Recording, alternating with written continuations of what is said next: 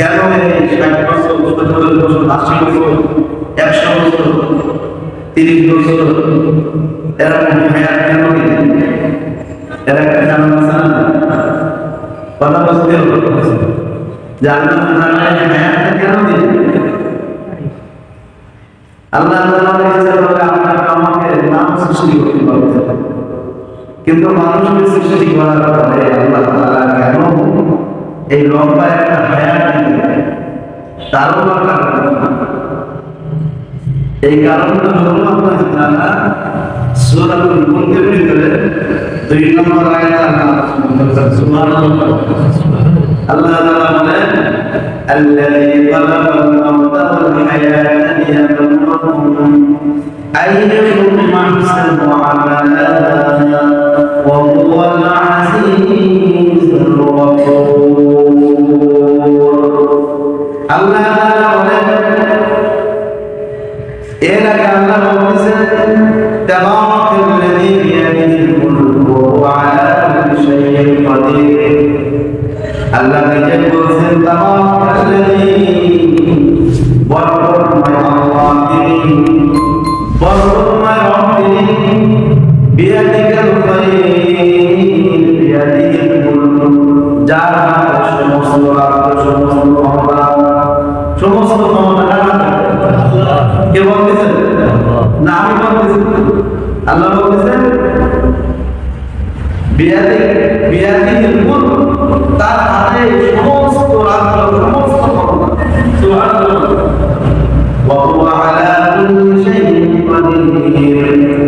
আর আল্লাহ বলেন তিনি হলো প্রতিটা বস্তুর উপরে প্রতিটা জিনিসের উপরে ক্ষমতাবান শক্তিশালী, প্রতিটা বস্তুর উপরে আল্লাহর কুদরত রয়েছে। আপনি আসমানের দিকে তাকাইবেন, আসমান কে সৃষ্টি করেছে? আল্লাহ কে সৃষ্টি করেছে? আল্লাহ। আপনি জমিনের দিকে তাকাইবেন, জমিনটা এত সুন্দর করে আল্লাহ সৃষ্টি করেছেন। এই জমিনের উপরে আবার সুন্দর গাছ রোপণ করেছেন, এই গাছের ভিতরে আবার বিভিন্ন সৃষ্টির আসন নাই। এই জমিনের উপরে আবার কত কিছু উৎপন্ন করে শাকসবজি গরুরা গাছ গাছালি কত কিছু আবার সৃষ্টি করে। আল্লাহ তাআলা যখন জমিনকে সৃষ্টি করলেন, এই পুরো পৃথিবীটা সব পানিতে ভরপুর ছিল।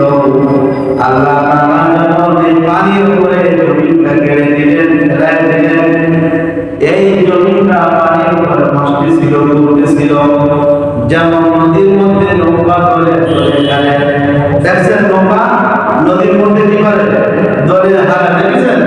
স্থির থাকে না, স্থির থাকে, স্থির থাকে। ঠিক তেমনিভাবে এই জমিনটা আল্লাহ তাআলা যখন এই দুনিয়ার সৃষ্টি করলেন, দিয়ে দিলেন পানির উপরে, এই জমিনটা উঠতেছিল, দৌড়তেছিল, হেঁটতেছিল।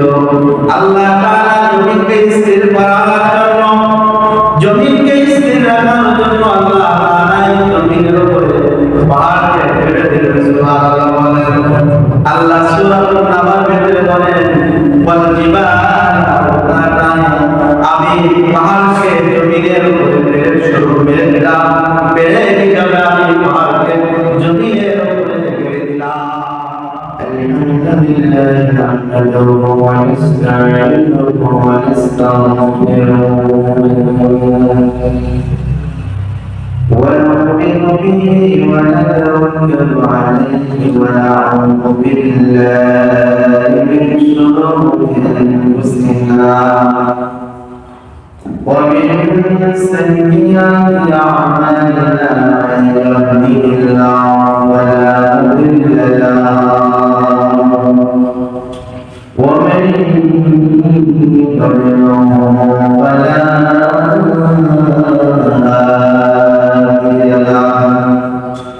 ونشهد أن لا إله إلا الله وحده لا شريك له ونشهد أن سيدنا ومولانا محمدا عبده ورسوله أرسله الله بالحق بشيرا ونذيرا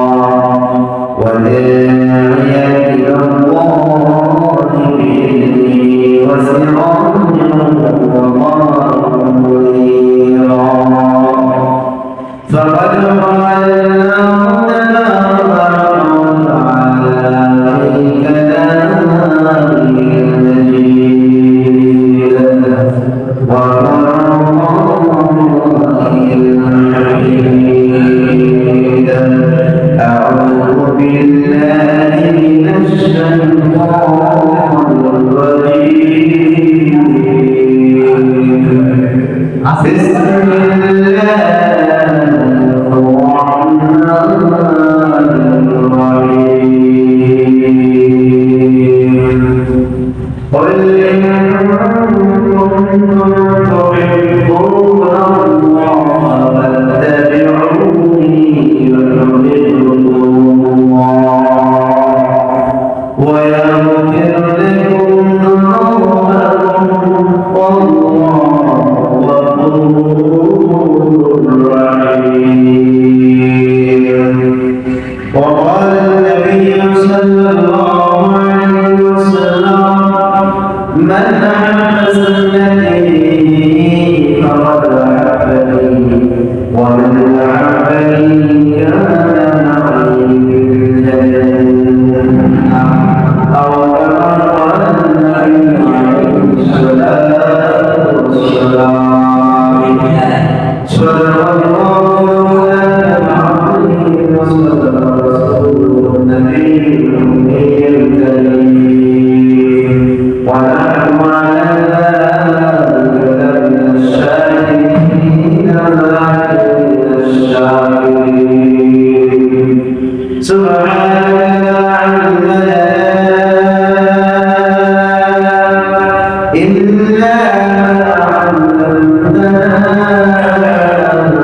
إنك أنت العليم الحكيم.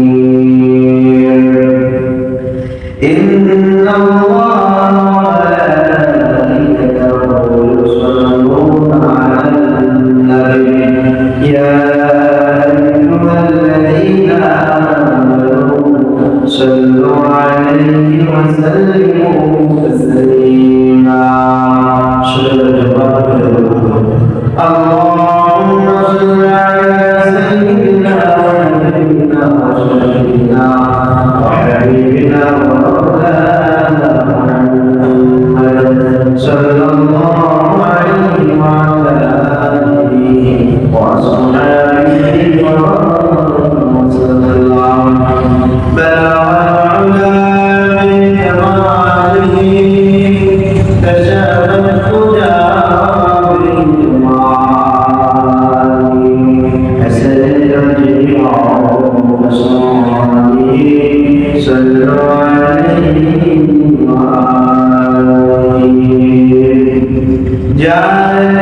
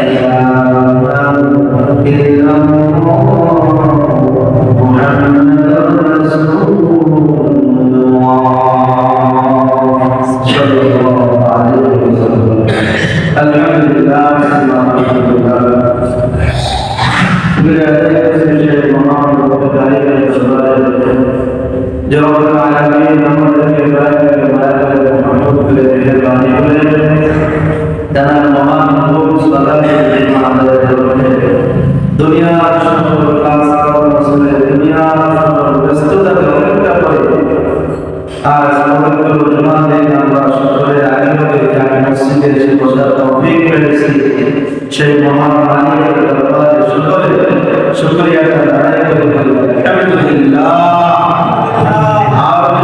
আলহামদুলিল্লাহ শুকরিয়া আদায় করলাম আলহামদুলিল্লাহ। ربنا لك الحمد حمدا كثيرا طيبا مباركا فيه. لا نكلف السلام على سيد المرسلين خاتم النبيين شافع النبيين رحمة للعالمين أبدا ذات الذين أحمد المصطفى صلى الله على جناب محمد رسول الله شكر صلى الله عليه وسلم. دعاء مغفرة شيخ رسول الله شنو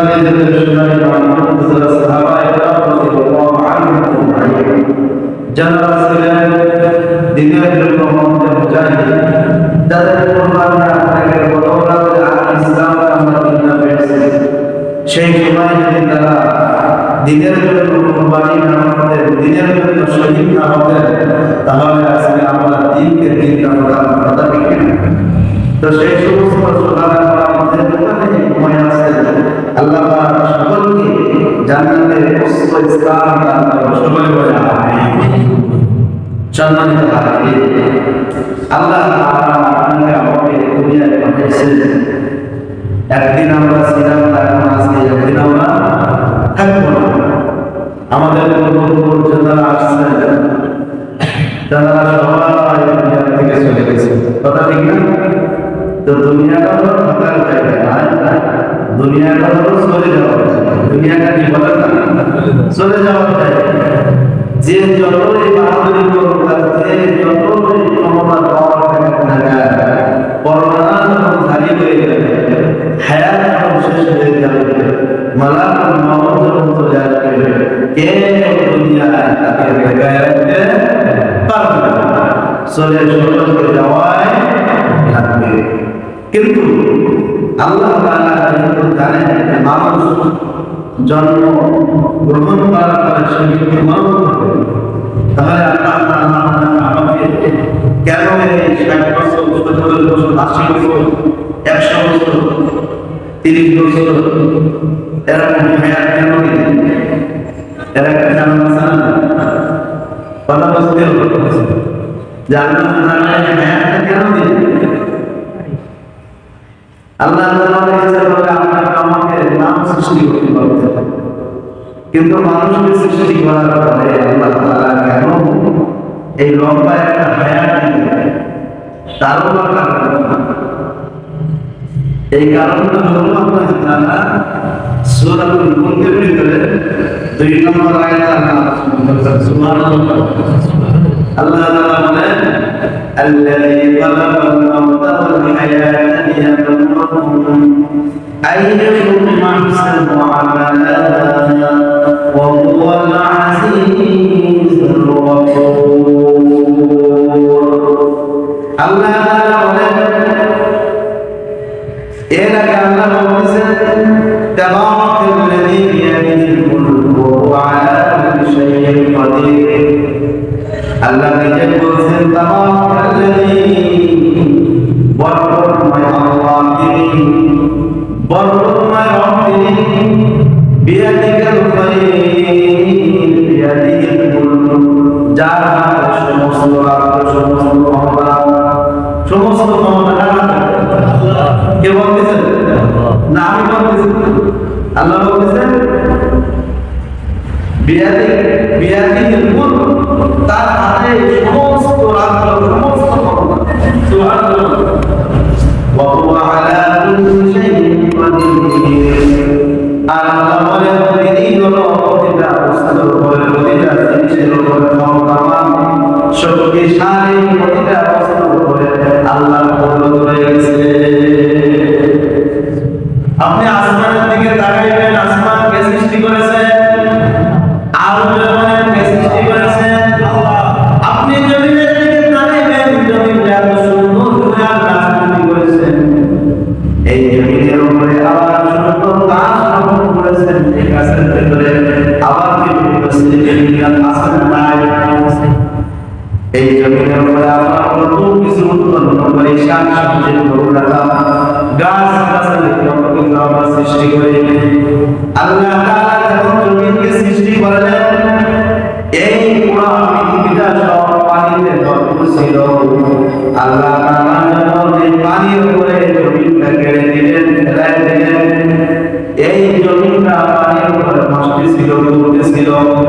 যেমন নদীর মধ্যে নৌকা চলে গেলে দেখছেন, নৌকা নদীর মধ্যে কি করে দলে হারা, দেখেছেন?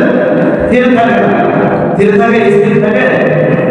ঠিক তেমনিভাবে এই জমিনটা আল্লাহ তাআলা যখন এই দুনিয়ার সৃষ্টি করলেন, দিয়ে দিলেন পানির উপরে, এই জমিনটা উঠতেছিল, দৌড়তেছিল, হেঁটতেছিল। আল্লাহ তাআলা জমিনকে স্থির করার জন্য, জমিনকে স্থির রাখার জন্য আল্লাহ তাআলা জমিনের উপরে পাহাড়কে ফেলে দিলেন। সুবহানাল্লাহ বলেন। আল্লাহ সূরা আন-নাবার ভিতরে বলেন, ওয়াল জিবালা আওতাদা, আমি পাহাড়কে জমিনের উপরে মেরে দিলাম, মেরে দিলাম, আমি পাহাড়কে জমিনের উপরে মেরে দিলাম। সুবহানাল্লাহ। যেই মাত্র আল্লাহ তাআলা পাহাড়কে জমিনের উপরে দিয়ে দিলেন, তখন এবার জমিন কি হয়ে গেল? স্থির হয়ে গেল, জমিন আবার শান্ত হয়ে গেল। এজন্য বলে দেখবেন পৃথিবীর বিভিন্ন প্রান্তে প্রান্তে বড় বড় পাহাড় আছে না নাই? আমাদের বাংলাদেশেও কিন্তু পাহাড় আছে না নাই?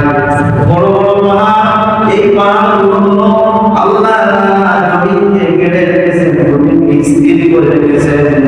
এজন্য বলে আল্লাহ বলেন, সমস্ত ক্ষমতা সমস্ত ক্ষমতা একমাত্র আমি রব্বুল আলামিন আমার রেখে দিয়েছি। তাহলে মানুষ, আমি তোমাকে কেন সৃষ্টি করলাম? আল্লাহ বলতেছে কেন সৃষ্টি করলাম? কারণ তোমার থেকে আমি পৃথিবীর ভিতরে অনেক মানুষ সৃষ্টি করেছি, তাদের শক্তির দিক দিয়ে অনেক বেশি, উচ্চতার দিক দিয়ে অনেক বেশি, লম্বার দিক দিয়ে অনেক বেশি, ক্ষমতার দিক দিয়ে অনেক বেশি। কিন্তু মানুষ, আমি তোমাকে এত সুন্দর করে সৃষ্টি করেছি, মানুষ তুমি কি একটু চিন্তা করো, একটু ভাবো না? তোমার ভিতরে কি একটু কল্পনা আছে না? আমি আল্লাহ তোমাকে সৃষ্টি করেছি। আল্লাহ তাআলা আপনাকে আমাকে কেমনে সৃষ্টি করেছে, কি জন্য সৃষ্টি করেছে, এর কারণ আছে না? কারণ আছে না? আল্লাহ বলে, মানুষ আমি তোমাকে কি জন্য সৃষ্টি করেছি? আমি তোমাকে এই জন্য সৃষ্টি করেছি, তুমি দুনিয়ায় ঝগড়া করবে, ফাসাদ করবে, এই জন্য আমি তোমাকে সৃষ্টি করি না। তুমি দুনিয়ায় রাজনীতি করবে, দুনিয়ার চেয়ারম্যান হবে, মেম্বার হবে, এমপি হবে, মন্ত্রী হবে, প্রধানমন্ত্রী হবে, মিনিস্টার হবে, প্রফেসর হবে, এই জন্য আল্লাহ সৃষ্টি করি না।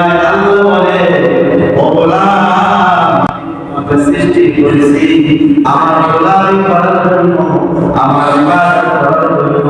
এই জন্যই আল্লাহ আমি তোমাকে সৃষ্টি করেছি। সুবহানাল্লাহ। তাহলে আমরা সৃষ্টি হয়েছি কি জন্য? আল্লাহ ইবাদত করার জন্য, গোলামি করার জন্য। সেটাই আল্লাহ বলেন, ওয়া খালাকাতুল জিন্না ওয়াল ইনসা ইল্লা লিয়াবুদুন। আল্লাহ বলেন, আমি জিন আর ইনসানকে শুধুমাত্র কেবলমাত্র আমার জন্য আমি সৃষ্টি করেছি, তারা আমার ইবাদত করবে। আর জিন আর মানুষকে তো যার সৃষ্টি করেছি পৃথিবীর মধ্যে সব মানুষের কল্যাণের জন্য আমি সৃষ্টি করেছি। সুবহানাল্লাহ। আমাদেরকে আল্লাহ সৃষ্টি করেছেন আল্লাহর ইবাদত করার জন্য, কি করার জন্য?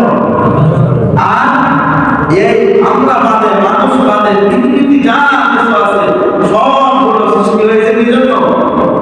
আমাদের জন্য। কি জন্য বলেন না? মাটি আমাদের জন্য, পানি আমাদের জন্য, আগুন আমাদের জন্য, বাতাস আমাদের জন্য, এই সূর্যের আলো, চাঁদের আলো আমাদের, এটা আমাদের কল্যাণের জন্য, চন্দ্রের আলো, তারার আলো, আকাশ মণ্ডল সব কিছু আমাদের জন্য আল্লাহ সৃষ্টি করেছেন। আর আল্লাহ এদের হুকুম দিয়ে দিয়েছেন, বলে মাবুদ তোমরা শোনো, তোমাদেরকে আমি মানুষের জন্য সৃষ্টি করলাম, ওই মানুষ যা বলে তাই তোমরা শ্রবণ করো। এই জন্য করে বড় বড় পশুগুলো মানুষ আয়ত্ত করে রাখে, রাখে কি রাখে না? বলে হাতি,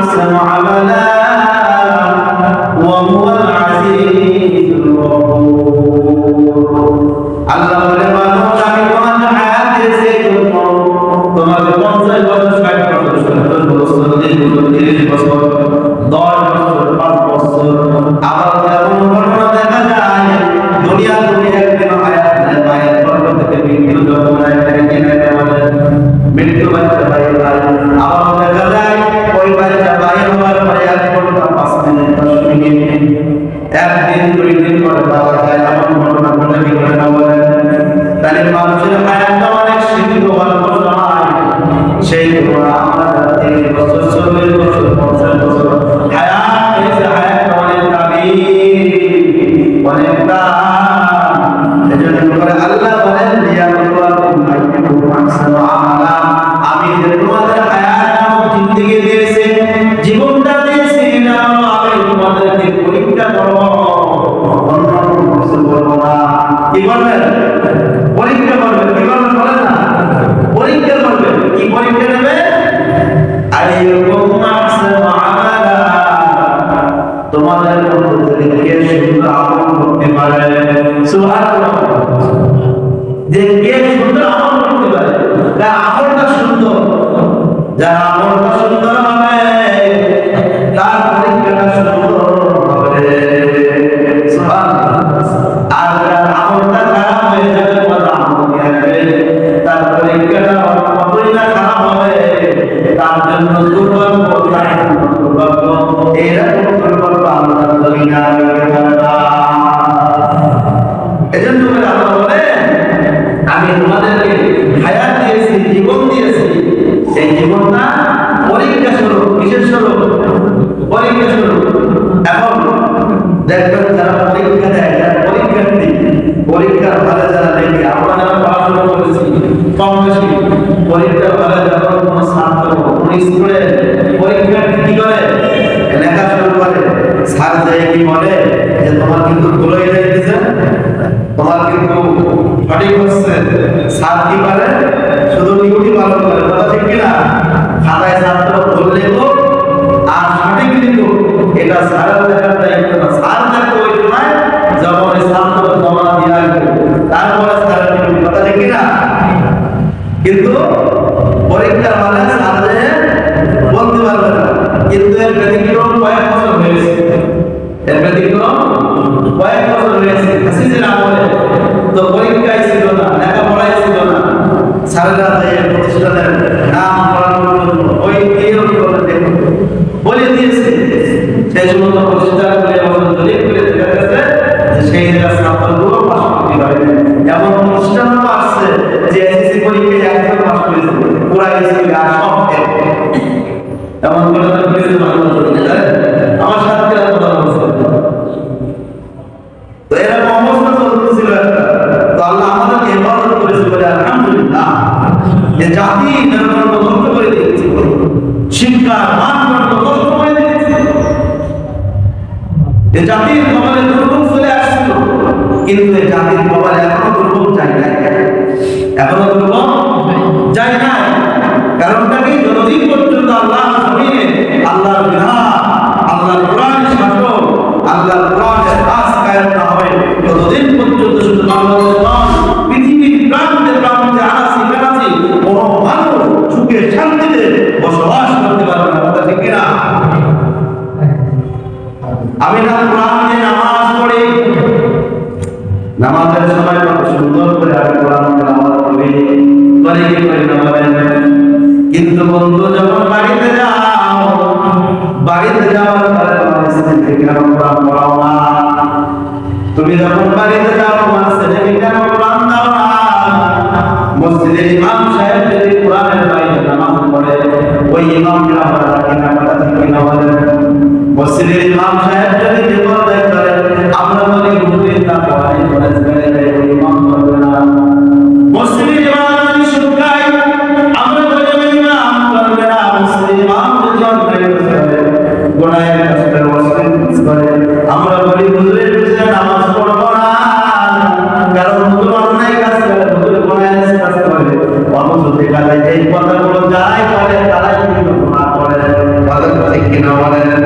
তাহলে হুজুরকে আল্লাহ দেখে আর তুমি মুসাল্লি তোমাকে আল্লাহ দেখে না। বিষয়টা কেমন যে হুজুরের আল্লাহ দেখে আর তোমার আল্লাহ দেখে না? হ্যাঁ না বন্ধু, আমাদের সমস্যা হয়ে গেছে উল্টা, মানুষের মন মাইন্ড গুলো নষ্ট হয়ে গেছে। মসজিদের ইমাম যখন তাকে কতগুলো যাচাই বাছাই করি, তার হিসেবে একজনের গ্রামের নামের জন্য সার্টিফিকেট দেখে, পড়াশোনা জিন্দেগি দেখে, কোথায় পড়াশোনা করেছে, প্রতিষ্ঠানের নাম দেখে, আবার বলে হুজুর পুলিশ দিয়ে ভাইরাল করবো, আমরা আপনার ঠিক আছে কিনা, আপনার বাড়িতে যে যাচাই বাছাই করবে। আমি বললাম আপনাদের বেতন কত? বলে 10,000 টাকা। আমি বলি 10,000 টাকার বেতন দিয়ে আমার তিনি কোনো সার্টিফিকেট দিয়ে আপনি চাকরি করি না। যদি বেতন 50,000 হয়, পুলিশ কেন প্রধানমন্ত্রী দিয়ে আমার বাড়ি বাড়ি সমস্যা, ঠিক কিনা বলে? বেতন দেওয়ার কথা এই সার্টিফিকেট দেখাতে হবে, আমার আখড়া দেখাতে হবে, আমার বাড়ির দরিদ্র বলে। আরো যখন নিয়ে দেখলাম ওই ভদ্রলোক সুদের সাথে জড়িত, ওই ভদ্রলোক সুদের সাথে জড়িত, ওই ভদ্রলোক সমাজের হক নষ্ট করে, ওই ভদ্রলোক এতিমের হক নষ্ট করে, ওই ভদ্রলোক বিধবা ভাতাগুলো নষ্ট করে, ওই ভদ্রলোক বয়স্ক ভাতাগুলো নষ্ট করে, ওই ভদ্রলোক সমাজের ভিতরে পায়খানা ঘরগুলো আছে, এই পায়খানা ঘরগুলো হয়ে গেলায় এখন নেতা আছে না নাই? আপনার জীবন বাঁচাতে না থাকলেও অন্য জায়গায় আছে বন্ধু। এই জন্য করে আল্লাহ বলেন 50 বছর 60 বছর 70 বছর হায়াত আমি এর জন্য দিয়েছি, আইয়াকুম মাহসান আমালা, আমি তোমাদেরকে পরীক্ষা করব, তোমাদের মধ্যে কে উত্তম পরীক্ষা দিতে পারে, তোমাদের মধ্যে কে উত্তম আমল করতে পারে। নবীজি আমার বলেন ওয়ালান নবী সাল্লাল্লাহু আলাইহি ওয়াসাল্লাম ইন্না মিন আহাব্বাকুম ইলাইয়া আহসানুকুম মাকলা। এদিকে খেয়াল করেন, নবীজি বলছেন ইন্না মিন আহাব্বাকুম ইলাইয়া আহসানুকুম মাকলাকা। সুবহানাল্লাহ বলেন।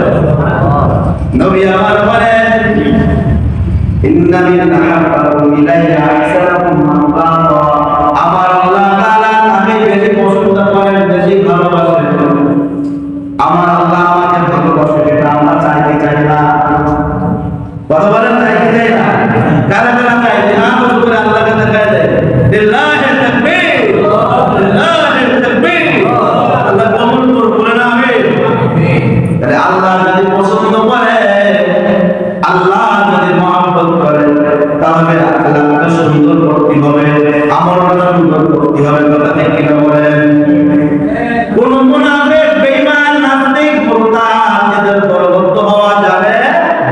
কথা বলেন। আল্লাহ জমিনে আল্লাহর দ্বীনকে কায়েম করার জন্য সাহাবা কায়েম যেমন জীবন দিয়েছে, রক্ত দিয়েছে, এই জমিনের মধ্যে কালেমার কথা করেছে। হাদিসের ভিতরে দেখলাম, কিতাবের ভিতরে আছে সাহাবায়ে কেরাম রাদিয়াল্লাহু আনহু যুদ্ধের ময়দানে গেছেন, যুদ্ধের ময়দানে যুদ্ধ চলতেছে, কাফেররা তীর মারছে, ওই কাফেররা তীর মারার কারণে ওই সাহাবীর ডান হাতে লাগছে, ডান হাতের কবজা ছুঁয়ে গেছে, এরপরে ডান হাতের গোড়ায় লাগছে, হাতের গোড়াটা ভেঙে গেছে, এর তারপর কালেমা পড়া বাম হাত দিয়ে ধরে রাখছে। আল্লাহু আকবার।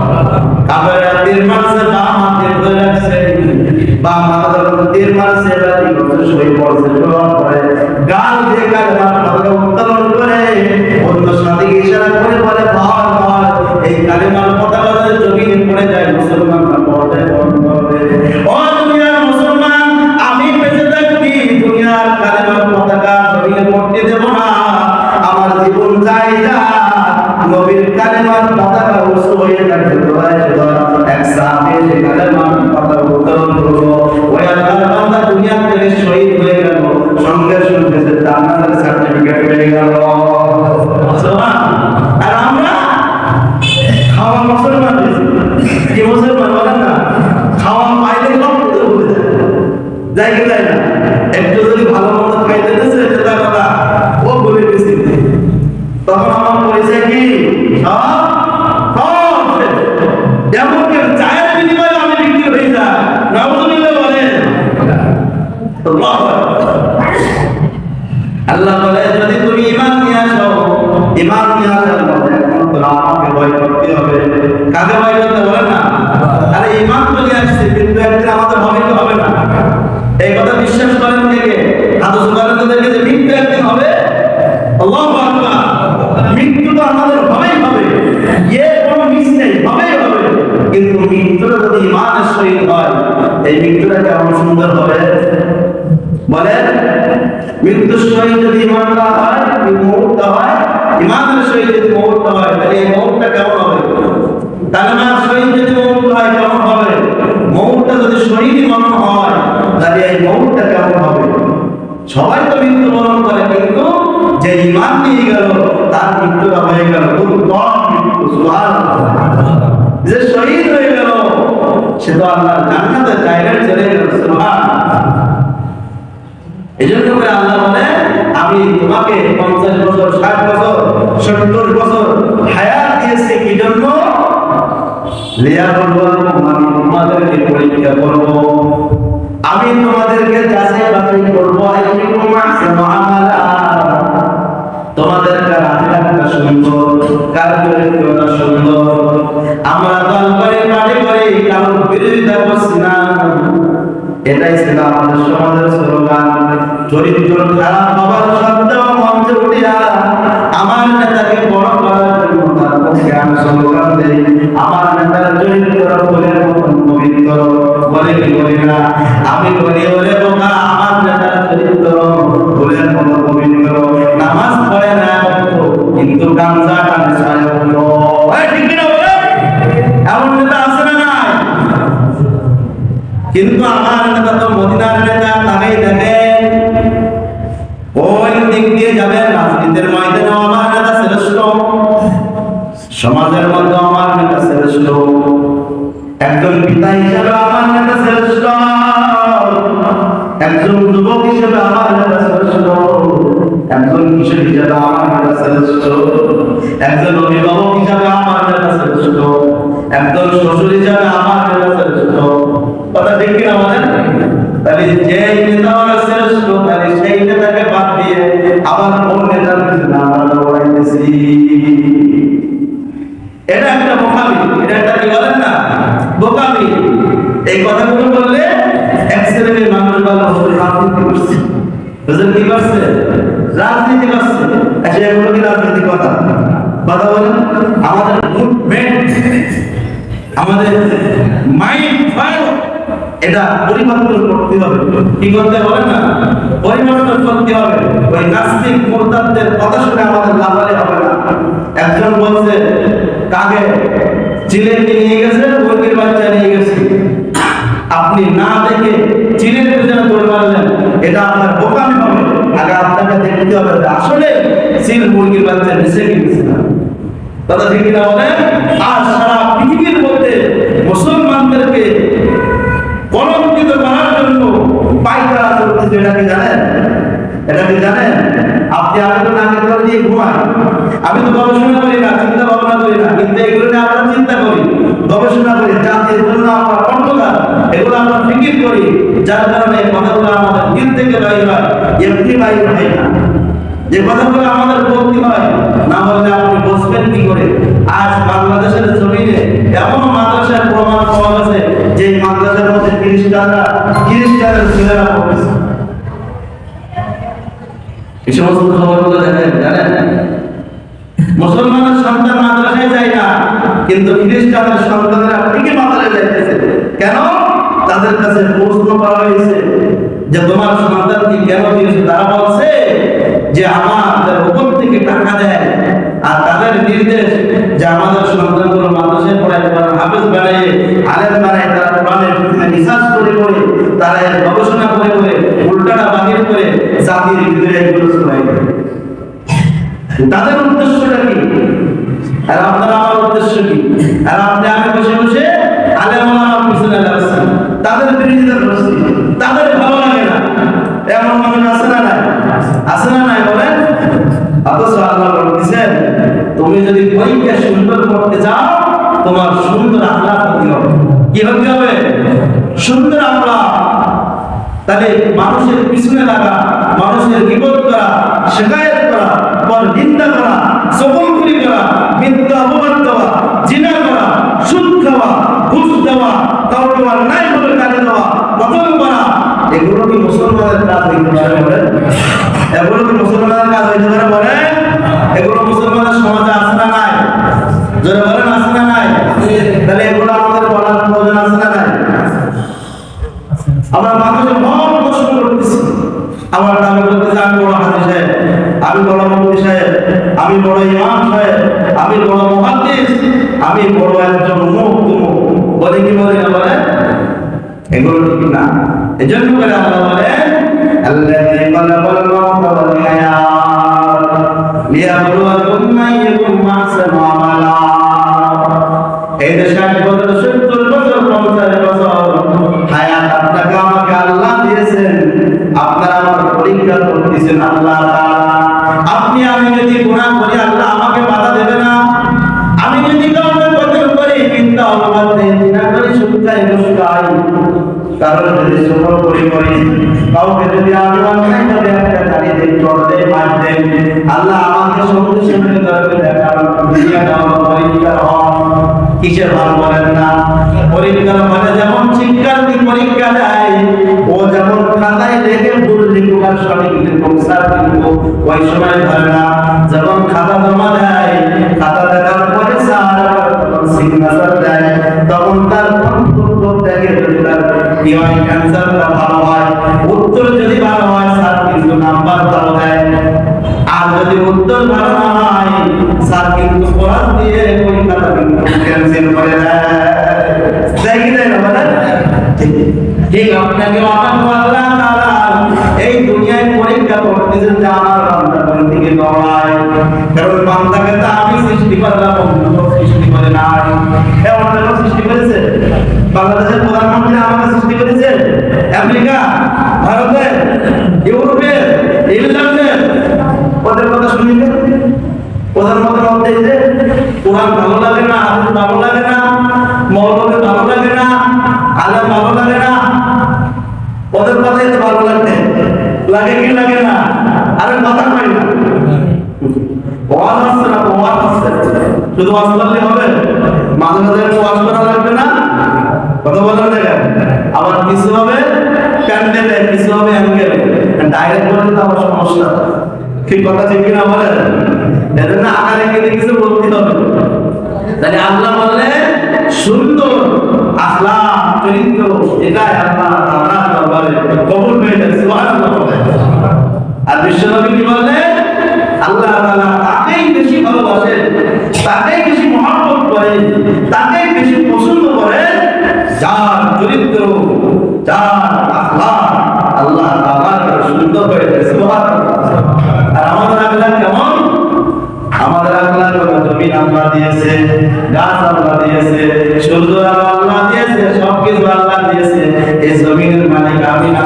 পয়সা দুনিয়ার জন্য কিছুদিন আমার কাছে আমার পশ্চিমে আমার জমিন দিয়ে হাঁটি দেব না, এই যেতে পারবো না, আমার বাড়ির সামনে দিয়ে তুমি যেতে পারবো না, আমাদের বাড়ির বাড়ি দিয়ে গাড়ি নিয়ে যেতে পারবো না। এমন বসে আছে না? আপনাদের অঞ্চলের নাম থেকে আমার সাক্ষীরা তাই আমি বলছি, আপনাদের থেকে মানুষ তো মাশাআল্লাহ অনেক ভালো। আবার দেখা যায় সামান্য জিনিস, ওপরে একটা জানোয়ার, ছাগল বা গরু, মানুষ মানুষের দ্বন্দ্ব থাকতে পারে, মানুষ মানুষের শত্রু থাকতে পারে। এমন ঘটনা দেখা যায় ওই শত্রু গরু বা ছাগল যদি আরেকজনের জমিতে চলে গেছে, তো ওই জানোয়ারটাকে এমন ভাবে আঘাত করেছে, এমন ভাবে মারছে, ওই জানোয়ারটা মৃত্যুর আশঙ্কায় চলে যায় কি যায় না বলে? ও মানুষ, এটা তোমার আখলাক না, এটা তোমার চরিত্র না, এটা সুন্দর পরীক্ষার আলামত না, এটা খারাপ পরীক্ষার আলামত। এটা কিসের আলামত বলেন না? খারাপ পরীক্ষার আলামত। এই পরীক্ষায় তুমি 5 নাম্বার পাইবা না। ওই গরুর মালিকের সাথে তোমার দ্বন্দ্ব থাকতে পারে, ঝগড়া থাকতে পারে, শত্রুতা থাকতে পারে, কিন্তু পশুটা তো অবাক জানোয়ার, কথা ঠিক কিনা বলেন? তাকে তুমি কেন আঘাত করলে, কেন মারলা? এই মারার কারণে তুমি যতই বড় আমলিয়াত ব্যক্তি হবে, রাসূলুল্লাহ বলেন এতটুকু বদ আমলের কারণে কাল কিয়ামতের ময়দানে ও জাহান্নামের আসামি হয়ে যাবে। একটা মাখলুককে কষ্ট দেওয়ার কারণে কারণ এই মাহলুকের উপরে আল্লাহ তাআলা নিজেই ইহসান করেছেন। সুবহানাল্লাহ। আল্লাহ নিজেই বড় দয়াশীল, করুণার অভাব। তা না বলে আপনি আমি পৃথিবীতে যে অঘটন ঘটাই, যে চরিত্র প্রকাশ আমরা করি, পরিচয় আমরা দিয়ে থাকি, আল্লাহ তাআলা সঙ্গে সঙ্গে অ্যাটেন্ড করলে আপনার আমার মতো বান্দাকে আল্লাহ খাওয়াইতে পারে। কথা ঠিক কিনা বলেন? কথা ঠিক কিনা? ডাইরেক্ট প্রমাণ আমি দিতেছি। এখন মসজিদে আমরা আসছি না, এই জুমার নামাজে ডাকা হবো, জোরে বলেন, সবাই বলেন, আপনি শুনতে পারেন কার হবো? আল্লাহ। আল্লাহ আমাদের দেখছে কি দেখছে না? এর আগে সকালে একটা নামাজ ছিল, কি ছিল বলেন না? নামাজ ছিল, ওই নামাজের নামটা কি ছিল? আরো বলেন, হলো না? বলেন তালে তালে তাল মিলিয়ে, বুঝতেছেন না? যত বলছি তো আস্তে আস্তে দাও, সাউন্ড কি যাচ্ছে, ডাউন হয়ে যাচ্ছে। অথচ স্লোগান ছিল মুসলমানের সাউন্ড হবে না কখনো ডাউন, যখনই হবে ডাউন মার খাবে তখন। কথা ঠিক কিনা? আর সারা পৃথিবীর মুসলমান মায়ের খাইতেছে কি খাইতেছে না? ওই যে নারায় তাকবীরের ধ্বনি বন্ধ করে দিয়েছে, আল্লাহু আকবারের ধ্বনি বন্ধ করে দিয়েছে। অথচ শাহজালাল ইয়ামানি রাহমাতুল্লাহ আলাইহি ওই গোবিন্দর মাসালকে নারায় তাকবীর আল্লাহু আকবারের হুঙ্কার দিয়েছে, আর গোবিন্দ তার মাসাল ভেঙে চুরে ভারত জাতিবাদ হয়েছে। কথা ঠিক কিনা? স্লোগান তো ছিল নারায় তাকবীরের স্লোগান, তাকবীরের স্লোগান ছিল। এই তাকবীরের হুঙ্কার মুসলমান দিতে পারে না। এর কারণ কি? মুসলমানের ভিতরে ঈমান পাওয়ার কিনা বলেন না? লাইটের যেমন ব্যাটারি ডাউন হয়ে যায়, ওতে কি সাল দিলেও সাধারণ নেয়? কথা বলেন, যত ভালোই মিস্ত্রি আপনি দেখান না কেন, কাজ হবে না। কারণ কি? ও ব্যাটারি কি হয়ে গেছে, ডাউন হয়ে গেছে। এখন যদি চার্জ রাখতে হয় কি করতে হবে? ব্যাটারিটা চেঞ্জ করতে হবে, পরিবর্তন করতে হবে। তো আমাদের ঈমান ডাউন হয়ে গেছে, ব্যাটারির মধ্যে কি হয়ে গেছে বলেন না? ডাউন হয়ে গেছে।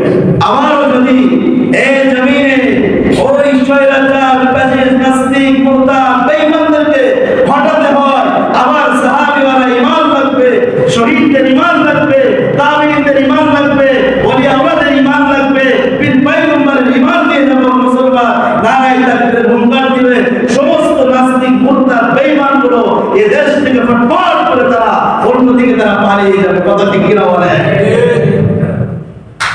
কারণ ঈমানি পাওয়ার কে দিয়েছেন? আল্লাহ বলেন, কে দিয়েছেন? আল্লাহ দিয়েছেন। তাহলে যে কথা বলতেছিলাম যে এই মুসলমানের ঈমানগুলো কি হয়ে গেছে? নষ্ট হয়ে গেছে। এই ঈমানগুলো একটা আপডেট করা দরকার আছে না? না, সব কিছু আপডেট হয়, কিন্তু আমার নিজের কোনো আপডেট হয় না। কি হয় না বলেন না? কি হয় না বলেন না? আপডেট হয় না। তাহলে বলতেছিলাম যে এই সকালে যে নামাজটা ছিল, এটা হলো ফজরের নামাজ। তো এই জুমার নামাজ যেমন ফরজ আছে, বলেন তো দেখি সকালের নামাজটা মনে হয় কিছু কিছু মুসাল্লির উপর ফরজ। হ্যাঁ, এই সামনের কয়েকদিন আমি দেখতেছি ফজরের নামাজ ছিল, আমার মনে হয় এই মঠগোলায় এই ফজরের উপর ফরজ ছিল, আর বাকি যারা ছিল এদের উপরে আমার ফরজ ছিল না। আল্লাহ মনে হয় বলছিল সারাদিন কাজ করেছি, কষ্ট হয়ে গেছে, ফজরের নামাজ তোমার পড়া লাগবে না। এমনটা কি জিবরাইল আসছিল না রাত্রে আপনাদের বাসায়? কথা বলেন। তাহলে আপনারা ফজরের নামাজে কেন আসেন?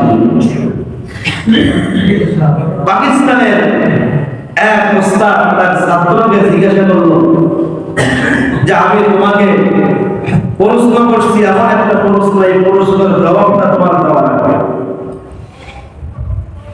শিক্ষক জিজ্ঞাসা করলো, তোমার কাছে যে প্রশ্নটা করতে চাই, প্রশ্নটা হলো বলো তো দেখি নামাজ পড়ে না কারা কোন শ্রেণীর নামাজ পড়তে পারে না? প্রশ্ন করলো কে? যে নামাজ পড়ে না কারা কোন শ্রেণীর মানুষ নামাজ পড়তে পারে? ছাত্র এরকম ট্যালেন্ট ভর্তি মধ্যে ছাত্র এবার জবাব দেয়, স্যার নামাজ পড়ে না হলো তিন শ্রেণীর মানুষ। কয় শ্রেণীর মানুষ?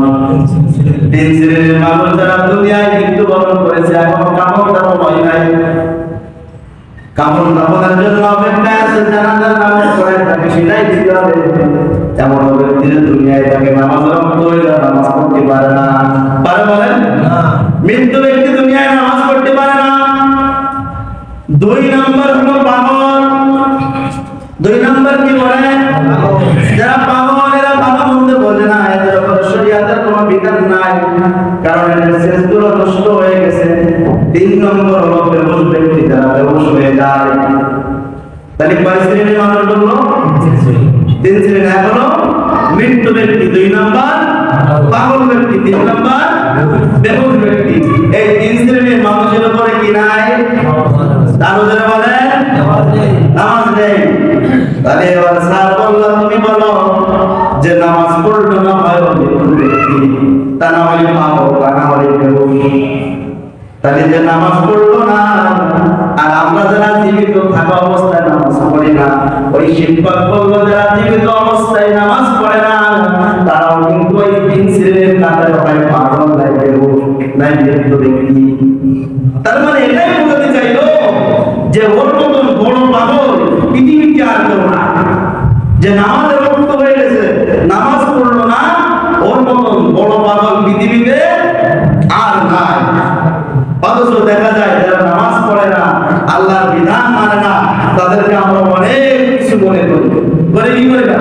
ওই 2-4 টাকার মালিক হয়েছে, পাওয়ার আছে, ক্ষমতা আছে, যখন তখন মারে ধরে, এই ভয়, তাকে আমরা কি করতেছি? বিশাল কিছু মনে করতেছি।